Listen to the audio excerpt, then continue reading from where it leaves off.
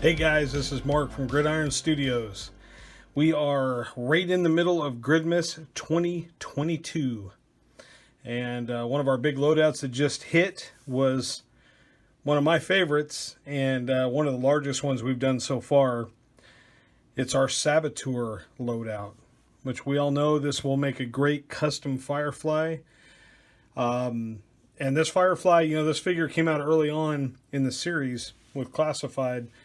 And this has just been a loadout that's been on our mind and in the works for a long time, almost a year now, trying to figure out exactly what would make it different and what would be something that would be special for this loadout.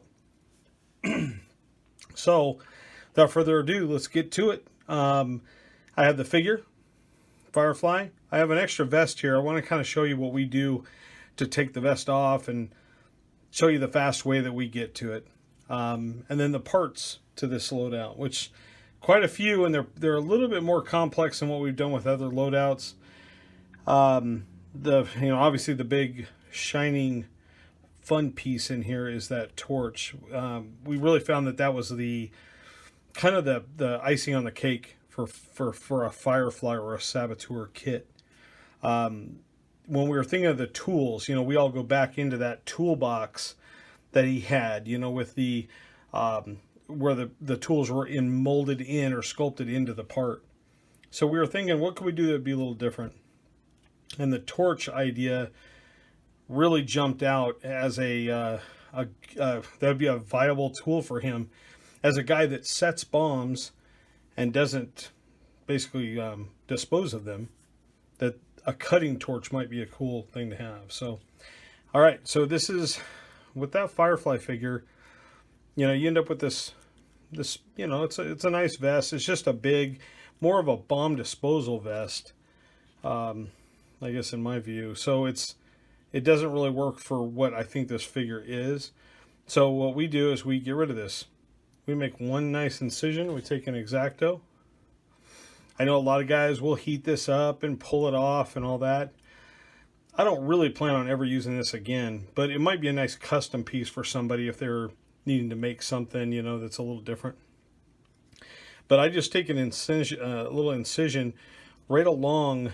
You can kind of see almost as if it would be a seam on a vest or a jacket or a shirt. So that's what I did to get it off. I'll show you on this one.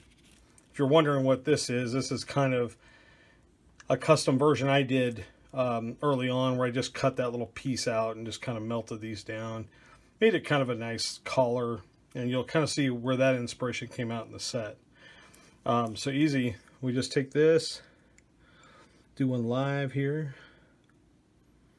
I just make a nice straight incision right on the seam, and it looks, it comes out looking like a pretty good clean cut. So the nice part is that, you can easily use this again. And then I make the snap on the head. You can heat these up. I find that the heads snap on and off pretty easy. But, just fair warning, if you don't heat the parts, you have a chance of breaking stuff or bending or warping parts. So heat it up if you're not secure in that. So I take the head off, make the cut, arm up.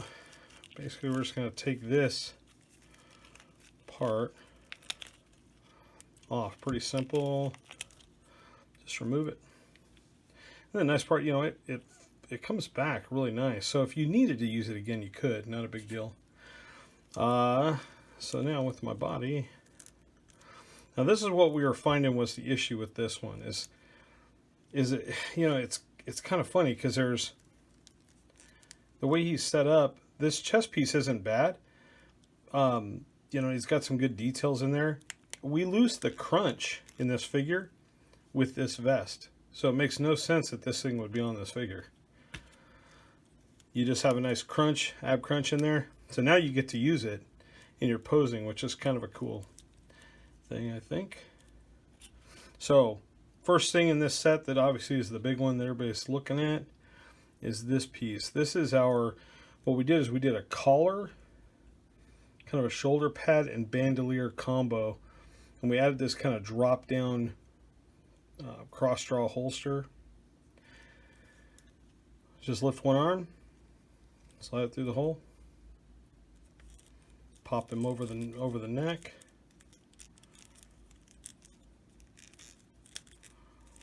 Slides into place. Drop the arm down. It's about that simple.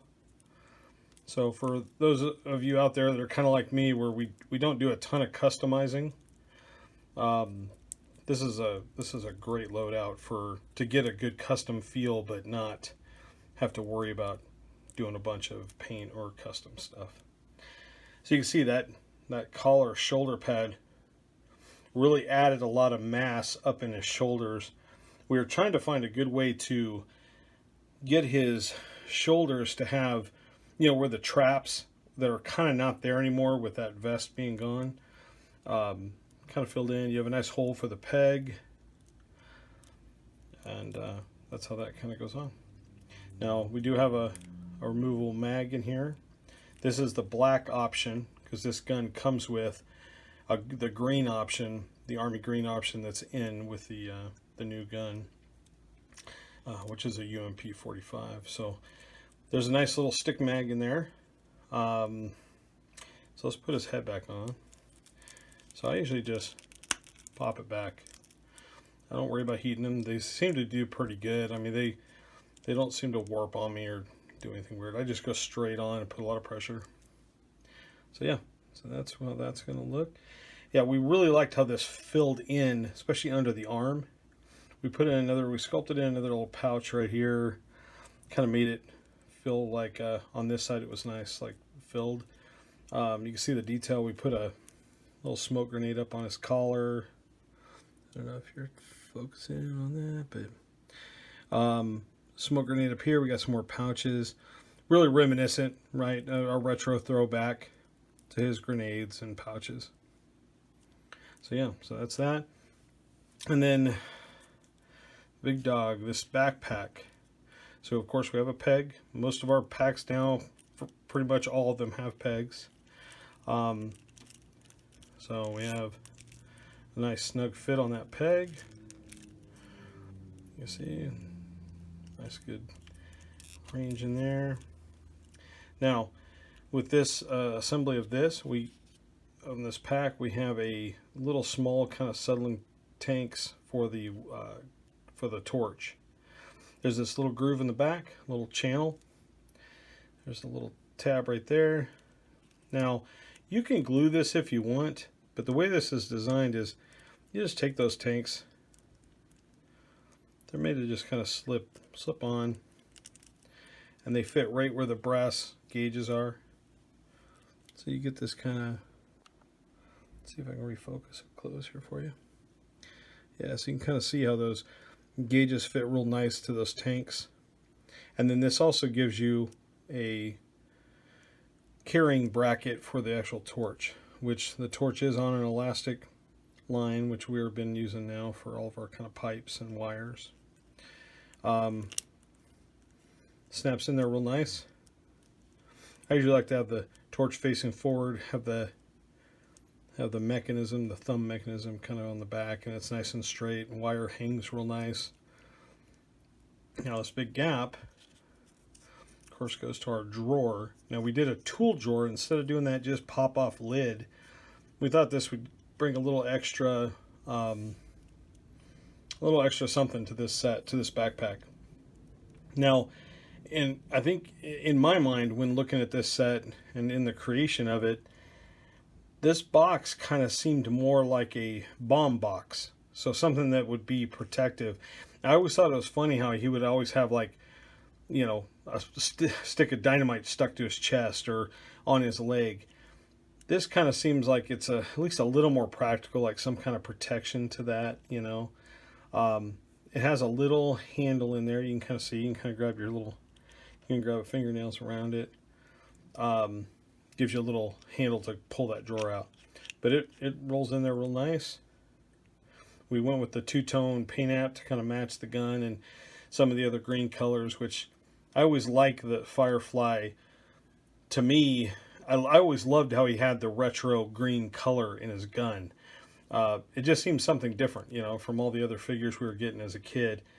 That really stood out to me. So we wanted to kind of carry that through and get, you know, like with the tanks, the drawer, and then his walkie. Now we all know this walkie represents the cell phone. So, and in a more practical manner, we weren't about to do a flip phone in a modern, you know, retro-inspired set. So we went with our radio pack that always works really nice on the packs with its own carrier. And then you get that kind of green cell phone feel in the pack. So there it is. Going back to this drawer, what's nice is we did a little cool little detailed bomb, a little explosives, which is kind of fun, man. It's got like, you know, it's got like a little coiled wire in there, and it's little buttons, and there's actually kind of an actual trigger thumb button, which is nice when he's holding it, because when you put it in his hand, his thumb kind of goes right over that. Sorry if lighting's a pain. I'm trying to do my best here. So that drawer, that bomb, fits right in it. So it makes kind of a bomb enclosure on his pack, so he's not walking around with dynamite without some protection, I guess. You can kind of see the box enclosures in there. So yeah, so he'll have a nice little bomb drawer, I guess you can call it. Which makes sense. The guy drops, you know, explosives and tries to blow up bridges and fences and stuff. So that's that. Torch we covered. Down here is kind of cool. There's some cool detail. It says this main pack was a kind of a hybrid from the mine detector pack, because there were some really cool features we put into that with this like computer screen system. So we wanted to carry that through to this, so it kind of felt modern with some of the gauges and buttons and that sort of thing. We did a nice carry handle on top. So it's all based on our typical Alice pack frame, but we wanted to give that retro angled Firefly feel of the original pack. And then you got a nice rucksack system in there. Yeah, so that's that. Let's get to his weapons. Get his dynamite in here. So his weapon systems, we went with kind of a custom UMP. We always, you know, I felt like that, you know, Firefly's gun was very unique. We all know that look of that gun. Now it's also kind of a, I don't want to say rare, but it's, let's just say it's not a very normal firearm. So we went with something that would be more accessible in today's world. Then we did a custom folding stock. It's fixed for the model, but it's basically a folding stock replica, and in a custom angle that, if you remember on Firefly, he had that kind of angled down wire stock. So we went with that. And then the other cool part, we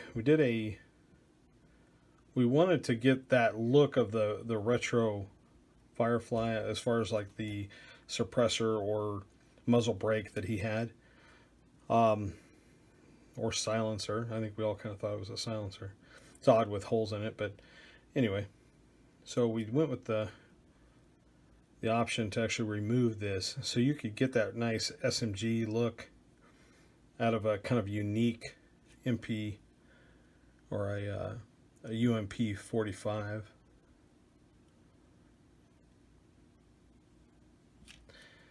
And we went with kind of the AR muzzle brake. We have a really nice fit on those silencers with that, and you can kind of turn that where you want it. So yeah, that's his gun. And then we went with